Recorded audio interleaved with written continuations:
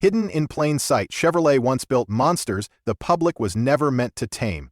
Stripped of luxury, stuffed with lethal horsepower, and produced in numbers so tiny they almost vanished, these forgotten machines rewrote the rules of performance. These are the secret muscle legends Chevrolet hoped you'd never discover. Top 1. 1971 Corvette ZR2 LS6 Big Block. It looked like just another chrome bumper Corvette, but beneath its shark nose body lurked a monster that Chevrolet never intended for the faint of heart. The 1971 Corvette ZR2 was not a car, it was a factory declaration of war. The ZR2 was Chevrolet's hidden ace, a package so extreme that only a handful of insiders even knew it existed. From the outside, it blended in no wild stripes, no cartoonish spoilers. But order code ZR2 transformed a Corvette into a barely street-legal race weapon. Under that long fiberglass hood sat the legendary LS6, 454 cubic inch V8, conservatively rated at 425 horsepower, though dyno sheets whispered of figures pushing 500. Mated to a Muncie close ratio, 4-speed, this big block brute could rocket the car down the quarter mile in the low 13-second range, with trap speeds nudging past 110 mph.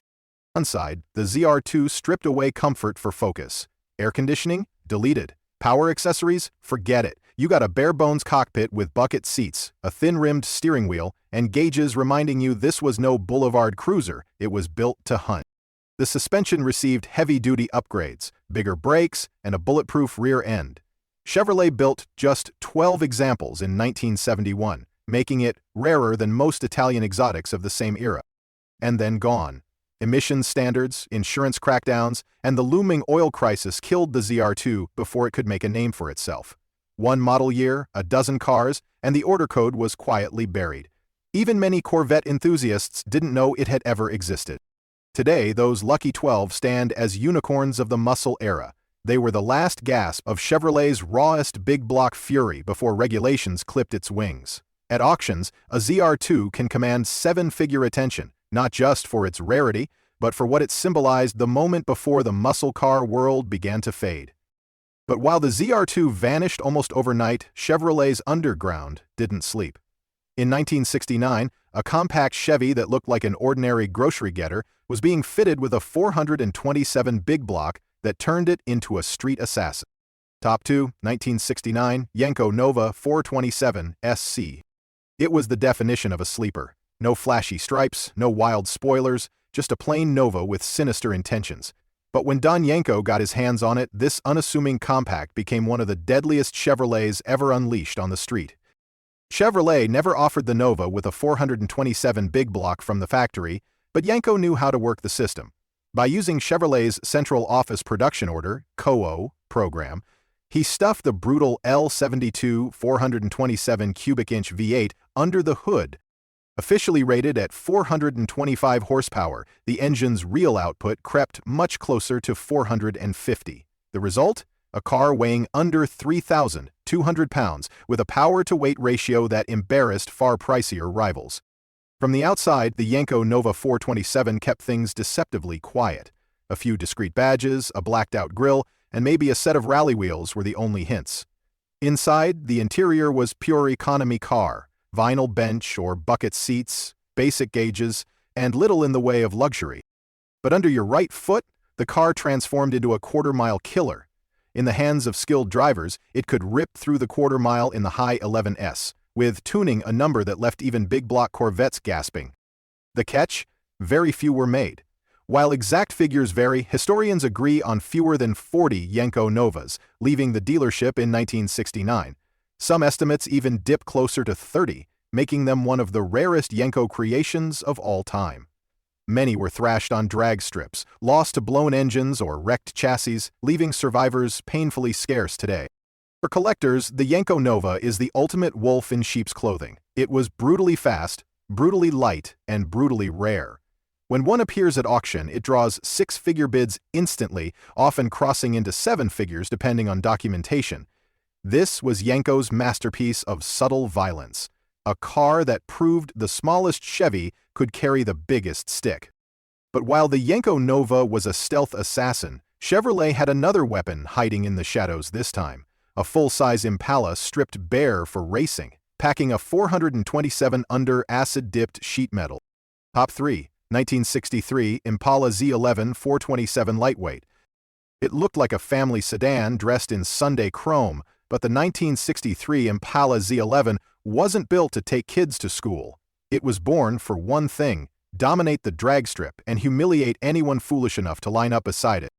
Chevrolet engineers quietly built the Z11 as part of a factory assault on NHRA superstock racing.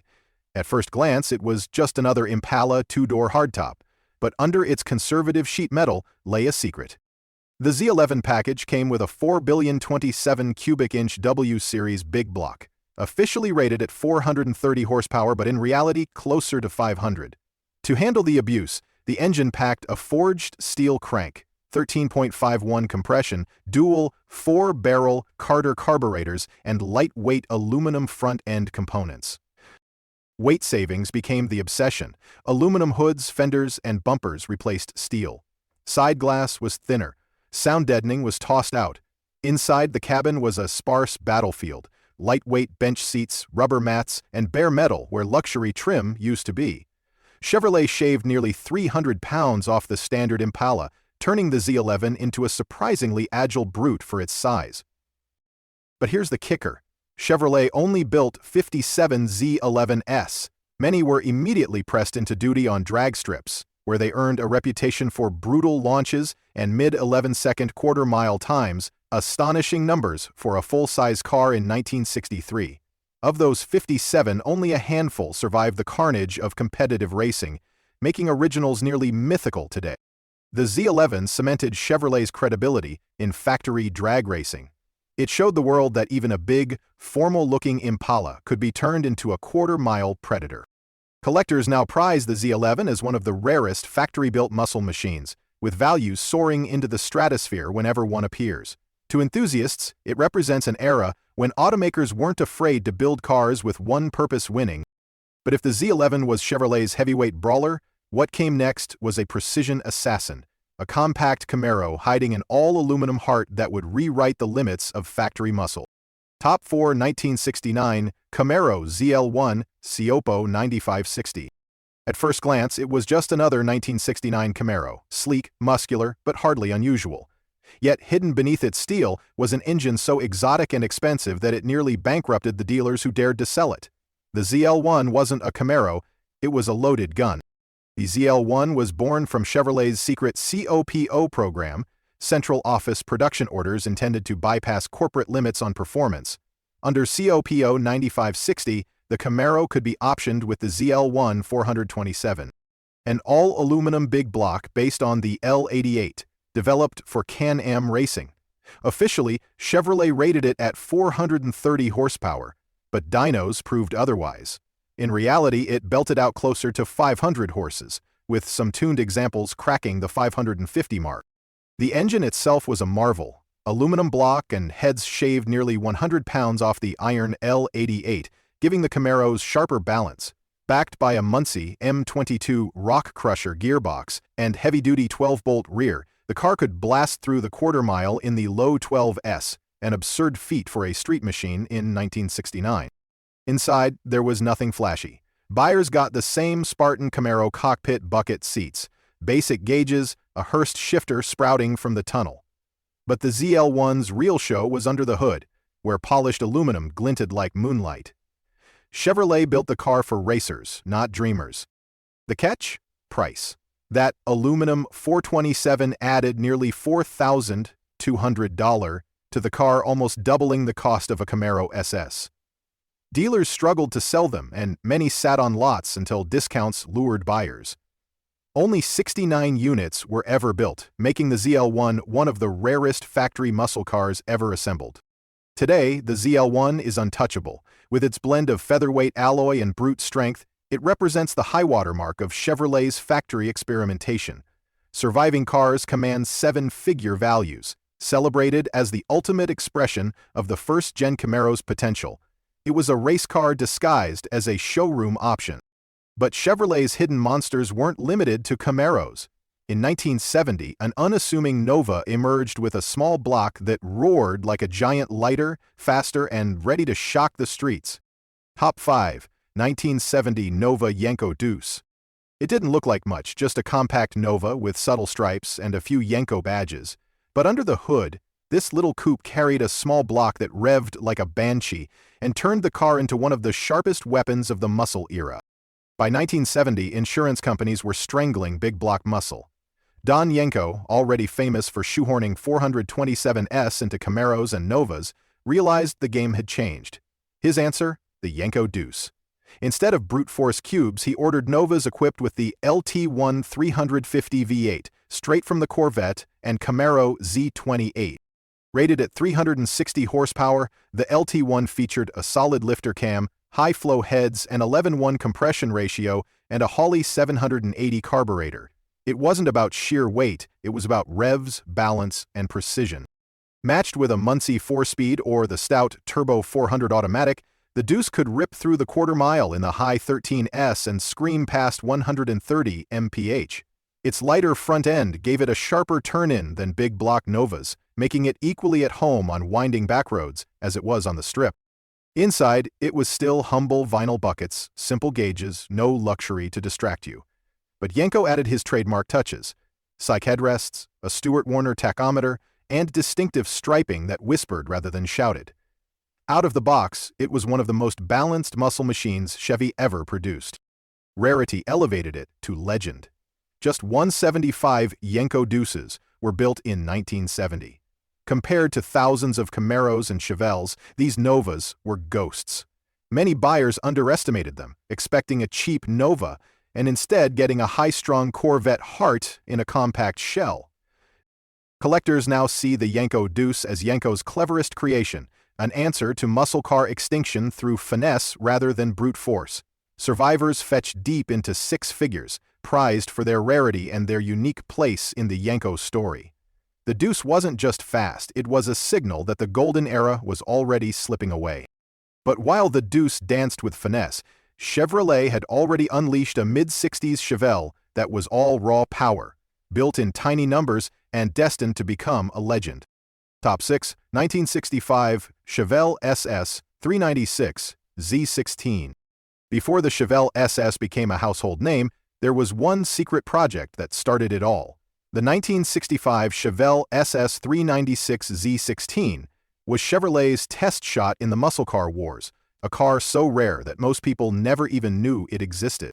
The Z16 was Chevrolet's first real attempt at stuffing big block power into the Chevelle's mid-size body. Under the hood lay the brand-new L37 396 cubic inch V8, factory rated at 375 horsepower.